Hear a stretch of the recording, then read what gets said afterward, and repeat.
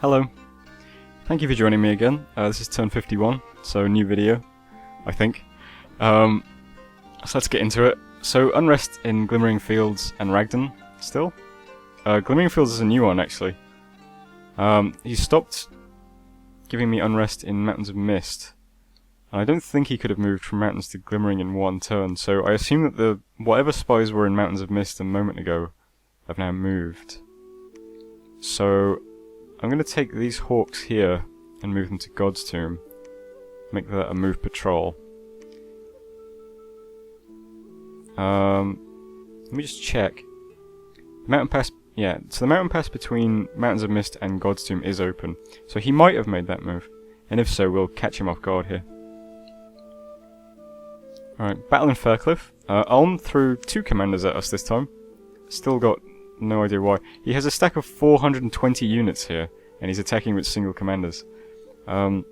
So, still very nervous. I've actually boosted the province defense in these provinces to 20. Because if he is throwing small groups at us, then maybe the large amount of PD will defeat him. If he moves the entire stack of 420 units, so I'm just fucked, I suppose. Battle in Mu.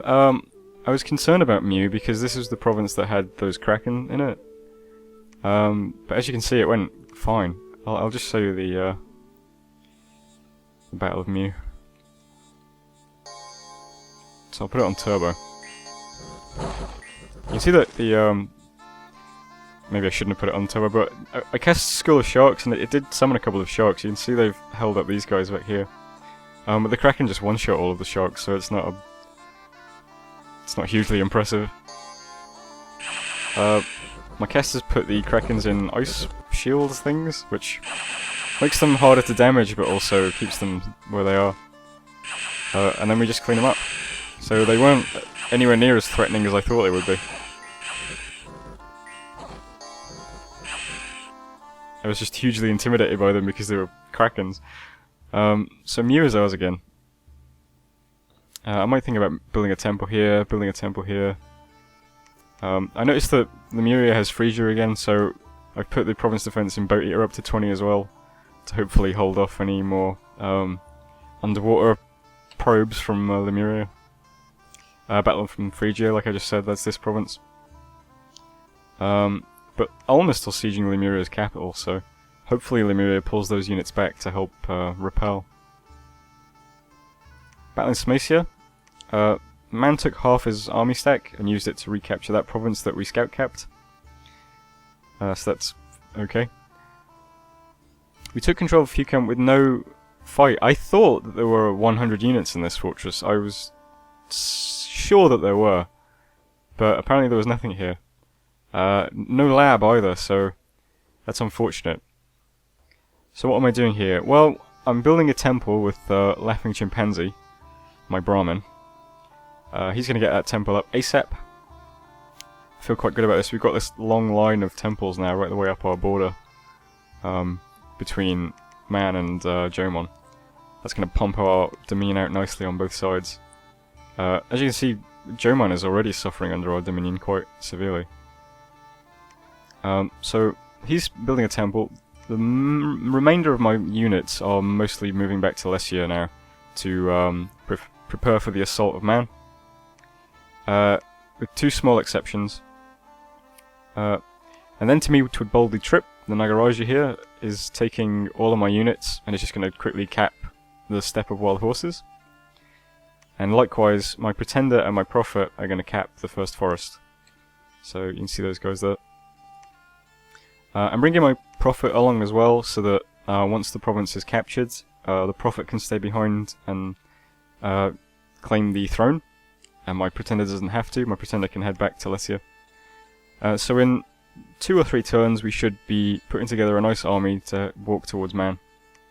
As you can see, we've got quite a few yogis here now. We've built up the Communion Slave stock quite significantly. So those are the movements that you can see here. Movement here is a new adept moving into Lesia. How's my research? I could get away with bringing all these guys, so why not? More slaves is always a good thing. Yeah, I've got plenty of overshot on my research. Any other movements? Not really. One other thing I was going to do, of course, is I forged the crystal coin with this guy. So, let's give him the crystal coin. And how much does teleport cost? Only 2 pearls, so that's fine. Can I get all the way to Lesia? Yep. So that's great. So that's a much quicker way than moving 1, 2, 3, 4. So, movement in 1 turn instead of 4 turns. Fantastic. And with that hammer, I'm going to give that to Atana here. And I'm going to forge another nature booster. Which is this thing, the Thistle Mace. So that will allow Atana to get up to Nature 4, and then she can use Nature 4 to summon Sleepers, which are giant commanders with great stats and inspirational leadership. I've talked about them before, but I'll show them off when I actually summon them. And next turn, we will have enough research for Vengeful Water. We can finally see what this spell is all about. I should have the gems for it as well. I've got 30 water now. I'll have 10 more next turn for 40. And then, as long as I've got 20 astral pearls, I can alchemize the rest, which should be fine. So gem-wise, I'm fine. 1 more turn to cast it, and 2 more and it'll be up. Very excited. Okay. Rest of the messages. There was a battle in Greenwoods that we saw. This was a fight between Raga and Agartha. I believe it was Raga sieging Agartha's fort. So I'll put this on turbo. Nothing too interesting. It's a lot of stuff we've seen before. We haven't seen this gelatinous cube before, but swallow on trample. I don't. That's some straight up D&D shit right there. But yeah, it's kind of a boring fight. It's just a straight slog. Agartha just pumps out undead units for the whole battle, and Raga has a bit of trouble cleaning through them all.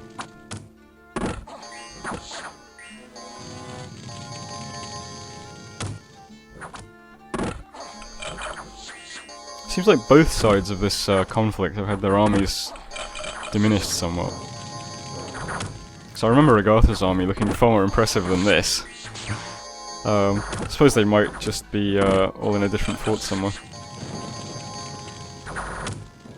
But as you can see, Raga's cavalry get a bit scared here. And I think the archers start to run out of arrows as well.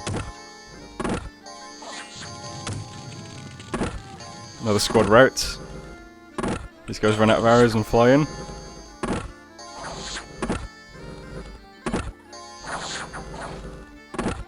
And then everything from Raga routs. So Agartha managed to successfully hold off that siege, which is quite funny. But it did cost them quite a few units. Unexpected event in Thornwoods. A huge number of migrants. I wonder if those are the guys that migrated from... I can't remember where from. There was another event we got a while back that was a bunch of people left the province. So I wonder if they migrated there. Event in Igden. Crystallized urine from a magical beast has been found in the melting snow. 13 nature gems. Alright then. I do not understand magic. Disease is spreading in Archocephaly. Which... there's no icon on Arco this time with the... Maybe I'll move these yogis though, just to be certain that they're safe. They don't have disease yet, but it's probably worth doing. Unexpected event in Zoglia, plus 10 province income. Sure. We killed a scout from Pangaea in Dardania. We lost 2 scouts, or we lost 3 scouts. And we finally lost a commander. We had a commander for a long time that had lots of afflictions. He was slowly dying. But I just kept him here to die anyway. He wasn't doing anything. And that's the turn. So... Yep, hopefully we'll have Vengeful Water soon. And we'll see how that works. But, thanks for watching anyway. I don't know, I feel strangely like I've forgotten to do something. Maybe I'll find out next turn. And maybe you will too, so tune in. Thanks for watching again. Hello. Another turn. We did it, everybody. Congratulations. Oh, wrong one. We got up to... Oh, this is so bad. Here we go. Vengeful Water. We got it. Congratulations. Water and friendly dominion will animate and try to kill enemy commanders whenever possible. More effective in provinces with a rich water supply. And it lasts until someone dispels it. So we finally got it. Castable at least. So as you can see, I have Boating Enthusiast here, casting Vengeful Water. So that'll be up and running next turn. That'll be our first global enchantment. And only the second... Oh! Well, Pangaea did have Mother Oak at some point, but that's gone. So there's no global enchantments up at the moment, which is crazy. How does nobody have anything? So we're going to have the only global enchantment in the world, and it's going to be Vengeful Waters, which I'm told is like really, really good. So I'm hoping that next turn it just kills a bunch of scouts, a bunch of spies, all just die. All these commanders and these Bogger Beasts and Ragdan all die. A couple of random mages in Anvas die. Hoping everything just gets killed by water elementals. Anyway, let's go back to the messages. We cast Teleport. We teleported to Galatia. I renamed her to Gift-Bearing Grandma. Unrest. I was right, the spies did move, but they didn't move to a city, they moved to Felden Forest. I guess he's just unresting random provinces now, instead of forts. Because I can't move patrol into provinces, I can only move patrol onto forts. So I guess by sitting in random provinces, he can see when my hawks are coming. So there's no point really me chasing him around other than to reduce the unrest. But who cares? Next turn, man, next turn I hope Vengeful Waters kills them all. Battle in the First Forest, this was just my Pretender and my Prophet capping this province. The throne here is the Throne of Law, which will give my Dominion +1 order. Which is pretty good, because I'm Turmoil 3, so I'd quite like some order, that would be fine. So my Prophet here is claiming it. My Pretender is moving into Skurse Hope Wastes to capture this province from wolves. Battle in Ragdan. This is one of Ulm's giant AI stacks. Took Ragdan from us, so he's capped Bog of Beasts and Ragdan, but again, hopefully next turn some of his commanders get killed by Vengeful Waters. And then we can think about mobilizing a force to repel these guys. Battle in Steppe of Wild Horses. This was my Nagaraja with all those units, just took this province.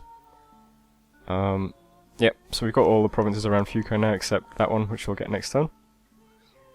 Battle in Grey Barrier. This was man taking this province from us. So, you know, that's a lot of his units, but not many of his mages. So most of his mages are still in man. I'm wondering how far he'll go. He might take Icton from me now as well with that squad. And then we saw this battle in Greenwoods. This was between Raga and Agartha. So I'll show you this. At some point we're going to be fighting Raga, of course. So it's always good to watch all these fights, I think. He's got flaming arrows this time around. So I think it'll be very similar to fighting man. The only difference is going to be that I can't Maws of the Earth these archers. Because all these units are flying, of course. So I'm going to have to rely on Blade Wind and Falling Frost and stuff like that.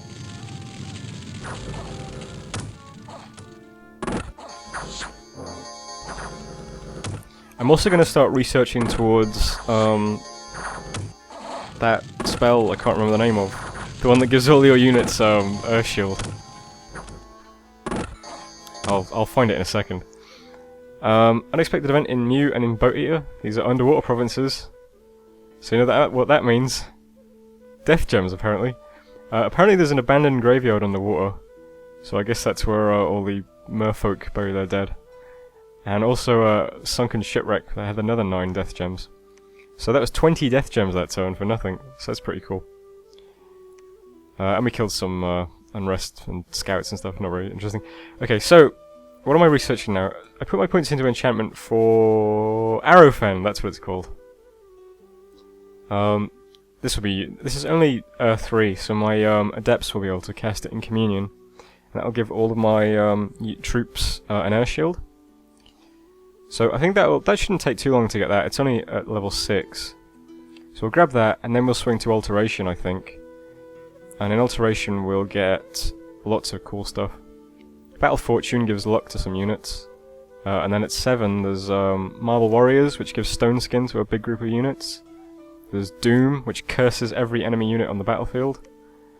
Mass Protection looks cool. That gives Bark Skin to all friendly units on the battlefield, which is nice, except if Raga has Flaming Arrows, then, you know, fire seems like a bad thing to go against with Wooden Skin.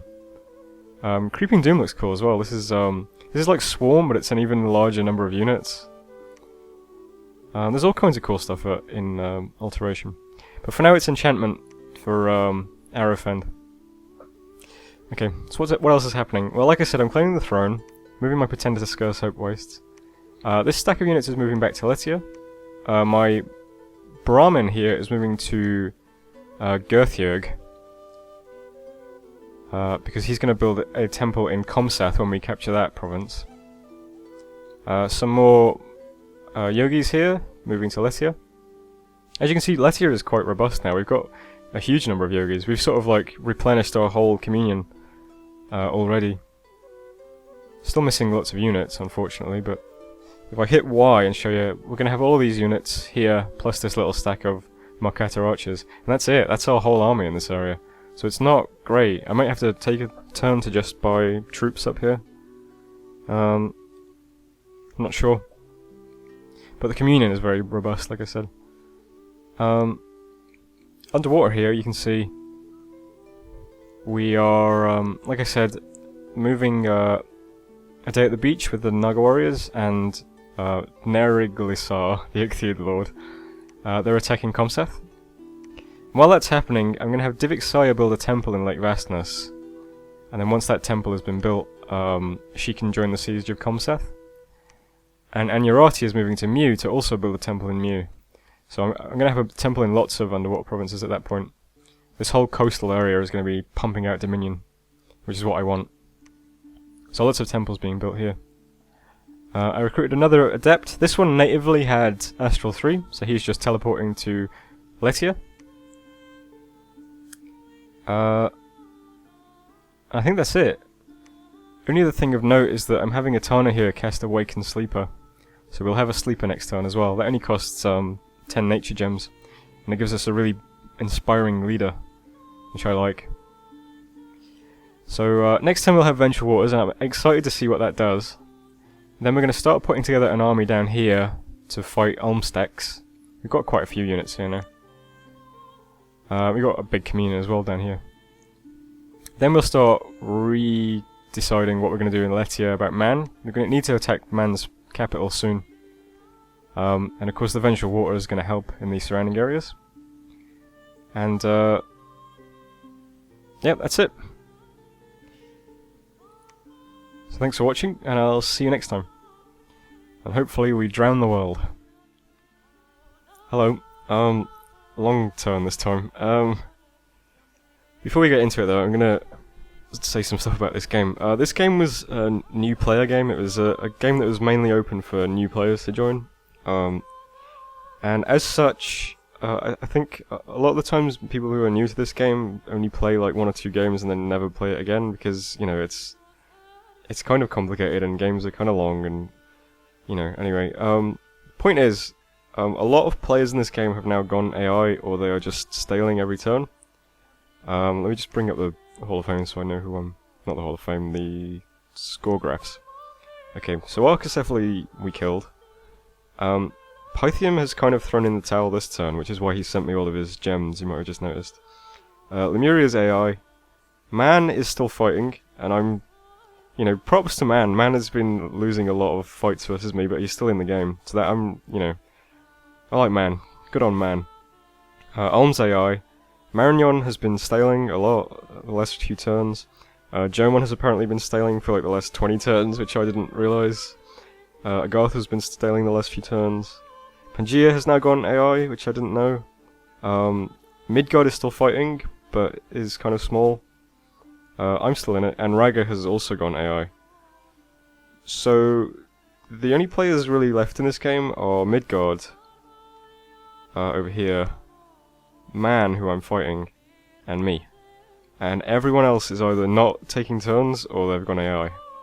So, game is kind of, I don't know, it's not really worth playing any further.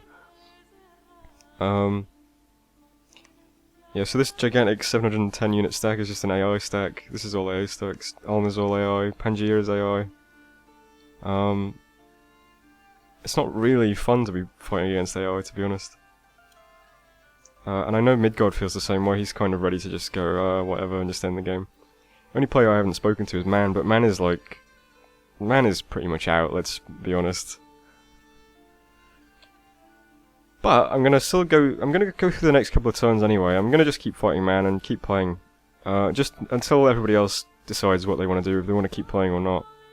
But I thought I'd just mention that this game is probably winding down, and I think it's kind of unfortunate. But like I said, this is a new player game, and this is gonna be the last new player game that I join, because I've played in 2 newbie games now, and I think 2 is enough. I think I understand the game well enough now that I can just play with regular players. So from this point forward, I won't be joining newbie games, and as such, I hope they don't end like this one ended, which is just a mess now. So let's quickly go through the turn. I'm not going to linger on things anymore. I'm just going to give a sense of what's happened. So we got a message from Pythium. Marignon went AI or staled a bunch, so Midgard is eating him up. Warrior's over. Yeah. And he sent me all of his gems. He sent me 300 gems, which is amazing, but so I've put some of them to use. We got enchantment. Let's see what that gives us. I can't even remember what I was going for. Alright, I'm going for Arrowfend. So that's next level, so we're close. I noticed that this also unlocks the Eyes of God, and since the game is almost ended, I thought, and we've just been given 100 Astral Pearls, what I'm doing is I'm empowering Radovad here. I'm empowering him in Astral, so he'll get to Astral 4, and then with the Crystal Coin he'll be Astral 5, and I'll cast Eyes of God. And that'll let us see all the score graphs and things. So that's cool. We claim the throne. It was the Throne of Law, which we saw. Gave us some order on our Dominion, and it'll spread Dominion as well. Radovad cast Teleport to get to Letia. We cast Vengeful Water, which as you can see killed a huge number of scouts and things, which is cool. And we also awakened a Sleeper. I'll show you that guy now. I love these guys. These ghosts are so cool. They've got 26 hit points, 18 protection, 19 defense, 20 morale, and they're inspirational leaders. They can lead undead troops and magic troops and normal troops, with +2 morale for up to 4 squads. They're like amazing leaders. They also come with this magical Javelin of Flight, which hits for 22 magic damage, and they've got 30 of them. So, the temptation, I think, I mean, his precision is already 15. My temptation was to just build like an Eye of Aiming, and have him just chuck out Javelins of Flight for the whole fight. So yeah, I like those guys. Lots of unrest events in Glimmering Forest and Felden Fields. Or Glimmering Fields and Felden Forest. We lost Mew to Lemuria. I'm apparently dumb. I didn't realise that Lemuria took Phrygia last turn and had a clear route into the water. I thought he was still locked up here and would have had to go through Boat Eater, which had a huge amount of province defense. Apparently not. Apparently I'm stupid. So AI Lemuria is now in the water. God damn it. And we lost Lish to another Ulm force. Some battles between AI. Who cares? Battling Comseth. That's the these are the guys I beached to siege Comseth. So that's going, you know, fine. We are damaging the fortress. Battling Patala, we got attacked by this stack of AI units, and they just lost to PD. Apparently wet ones really suck. And Soulless too, I guess. Yeah, they just died on PD. It's not a very interesting fight. This was kind of interesting. My Pretender took Scarce Hope Wastes from the Independence. Whoops. Is that... Oh no, okay. I got it the wrong way around. Sorry. Pangaea took it from the Independents first, and we moved at the same time. Okay. So then what happened was I actually fought Pangaea's Pretender, which is this carrion dragon, which looks sick. Look at that thing. And we ended up actually killing Pangaea's god, so AI Pangaea got a bit annoyed by that. So I'll just watch this fight quickly, because so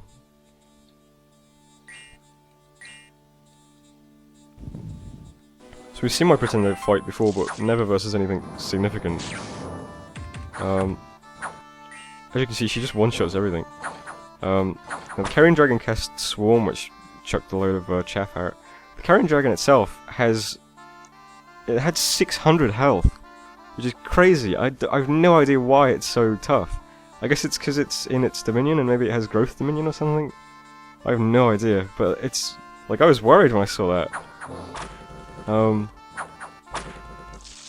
As you can see, my Pretender just dispatches everything in one hit, and then just gets in this really long fight with the dragon. My Pretender gets quite low on health. She only had like 90 hit points in this province. But she's mist formed, so she doesn't take much, and she's got regen, which I can't see ticking up at the moment. I don't know why that is. But we finally chopped through 600 hit points and killed the Carrion Dragon. Yeah, so that's kind of interesting. It's a shame it's only an AI player though. Oh well. Then we got like this huge list of I'll just show you the last one. So Ventral Water creates water elementals in any province where you have Dominion, I guess. That's this thing. They've got pretty decent stats. Most interestingly, they've got 4 attacks per round, which is brutal. I guess it's only mundane damage though, as it looks like it. I think that's what that blunt damage. Armor piercing. Okay. Well, anyway, this is Alm's Prophet, and the water elemental just walks up and just crushes it to death. So, that's what like most of these messages are that. Whoa, what? What is that? What? John the Magister? Okay, what fight is that? Let's see what happened there.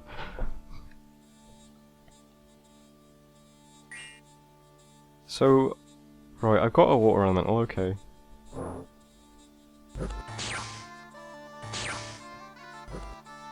I have no idea why it says water elementals. Don't know why the message is like that, okay, whatever, anyway. But yeah, we killed a bunch of stuff like that, a bunch of commanders, a bunch of scouts, a bunch of spies. Loads of my provinces have this disease icon now. I don't know why. I don't know what that's about or what caused it. But anyway, so that's Ventral Water. Ventral Water's going to keep doing that. So that's a great little defensive spell. It's going to keep killing commanders in our territory.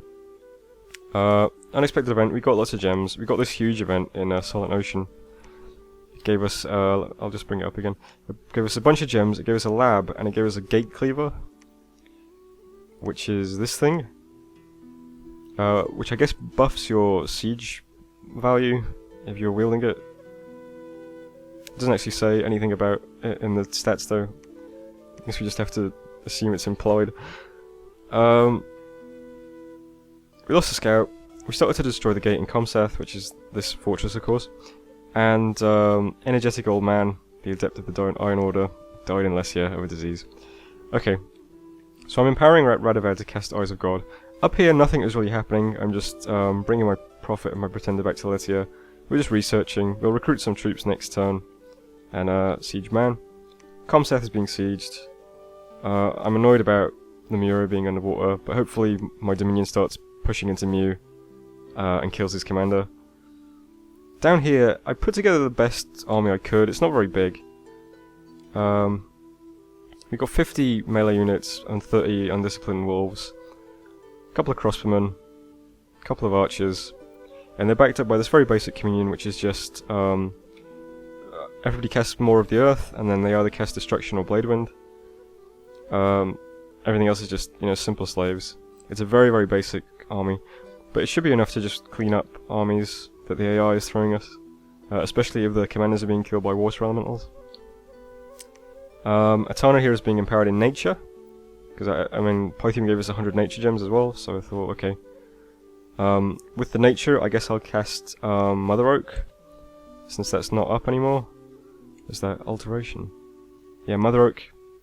This just gives you nature gems every turn, so sure, why not?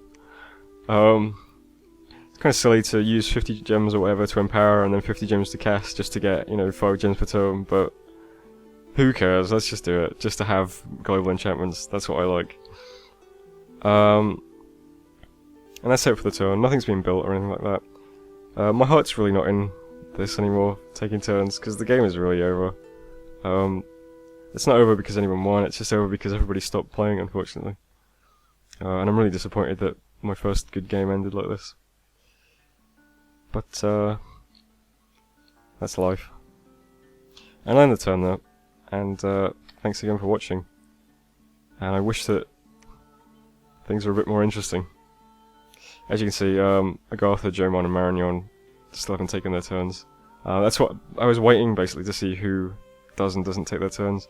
And yeah, those guys have just been staling. Oh well. See you on turn 54, and this might be the last video I do, I don't know, depending on what happens over the next few turns. Okay, hello. Just a quick turn this time, I'm just going to go through this quick. AI Lemuria claimed the throne. We got invaded by a huge bunch of AI people everywhere. Ulm took these 2 provinces. He invaded my back as well. Pangaea, AI Pangaea took Zoglia. Some more AI stuff going on over here. The only battle I did was I moved into the Bog of Beasts here with my big stack. And that went fine. I mean, we killed almost the whole Ulm stack. The only thing we really lost were wolves, and we don't really care about wolves. It's pretty straightforward. My water elementals killed a bunch more commanders in around this area mostly, because this is where I've got the most dominion. Unexpected event in Murtrand, some unrest. Mountains of Mist, we gained a silver mine, which is an additional 40 gold per turn. And in Mammoth Grove, we lost some dominion. That's up here. 2 of our scouts were discovered, and we're still sieging Comseth, of course. In terms of what I did this turn, I took this big army here, and I just moved it to Assad. I want to get it to Vena to burn down the temple to help my dominion keep spreading. Assad's quite a big province though, there's lots of units there, so we'll see how that goes. In Patala, I said I was going to cast Mother Oak, but first I'm going to summon another Sleeper, so that I've got another commander when I need it. And up here my Pretender is moving down south to start capping some of these little provinces. That's probably a good use for my Pretender. My Pretender will also help spread my dominion as well. And that's it for the turn. I'm not doing anything else in Letia just yet. I sent some messages off camera just to everyone in the game, just asking them what they want to do, if they want to keep playing or not. I don't really want to keep fighting all these AI players though, so I'm kind of done. But next turn, the one thing I am doing in Lesia, I'm having Radovad cast the Eyes of God. So he's going to cast the Eyes of God, and we can check out all the score graphs and things and see how the game looked over time. So that will be cool at least. And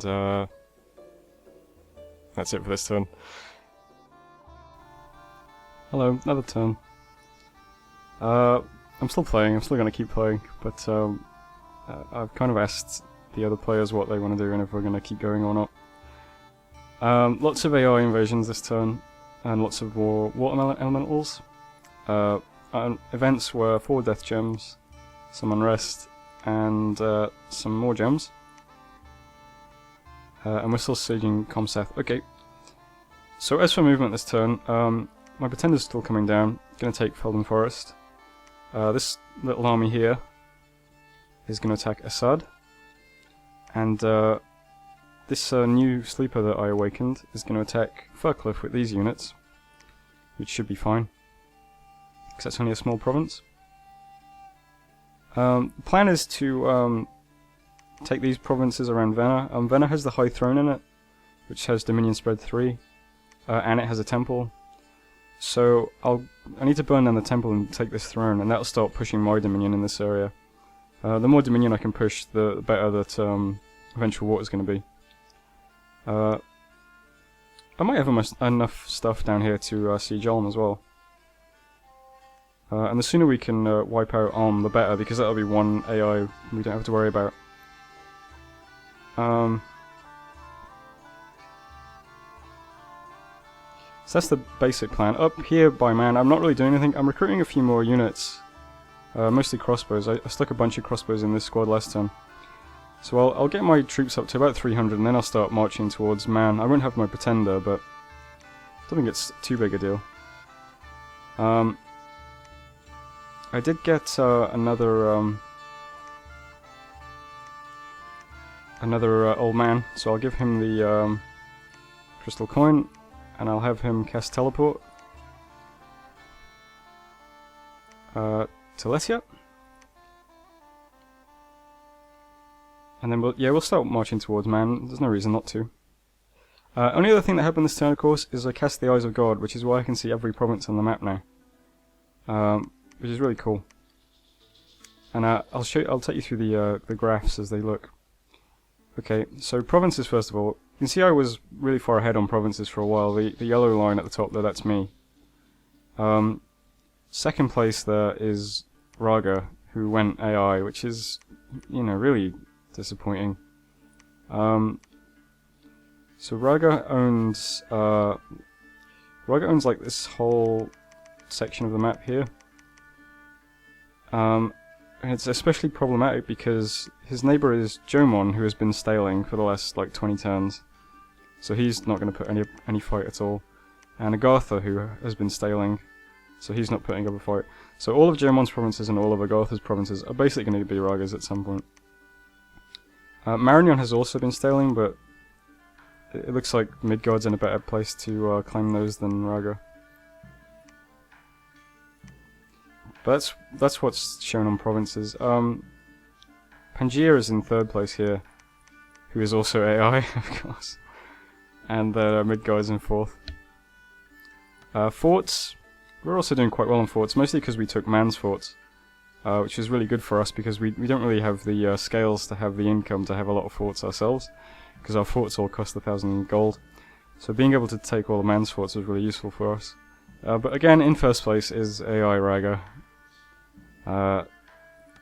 Income, same story, look at this. Raga had a scales build, I think. Yeah, he's got order, production, growth, magic, and misfortune. His scales are amazing. So, in addition to being the biggest, he's also got the best scales. Gem income. Looks like I was doing pretty well on gem income. I've lost a few provinces recently, of course, so it's dipped a bit. But yeah, I was doing quite well.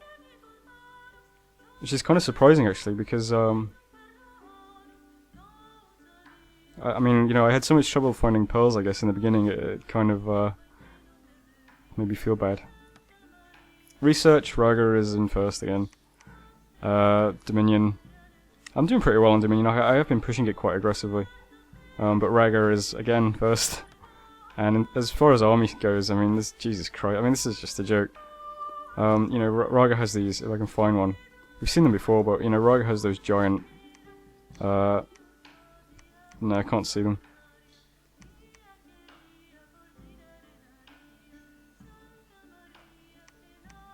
But Raga has those giant, like, 700 unit stacks just drifting around, like he has multiple 700 unit stacks somewhere. Oops. So if I hide the players who aren't playing or are AI, let's see. Man's playing, Ulma's AI, Mariner's not playing, Jomon's not playing, Agartha's not playing, Pangaea's AI, Raga's AI. So there's only 4 of us left, and Pythium is kind of done. We can see I was pretty far ahead on most things. Midgard's beating me on income at the moment. That's not really that surprising, with scales are terrible. Gem income is, I'm so far ahead. Man is actually beating me on research, that's interesting. Dominion I'm ahead, and army size I'm ahead as well. So out of the remaining human players, I'm in a good position. But there's just so much AI that it's not really fun. I know I keep saying it, and I know it makes for kind of a not a great video, but that's just the way things have ended up. I am still playing though, of course. As you can see, I am still making movements, and I'm going to keep playing until the other players decide that decide what to do.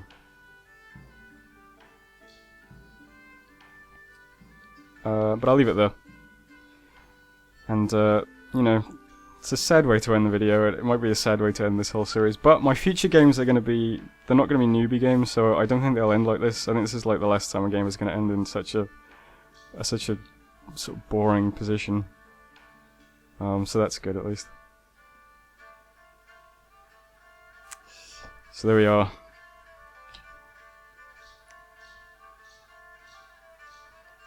Anyway, thanks for watching. And I'll see you either in the next video or in the next series.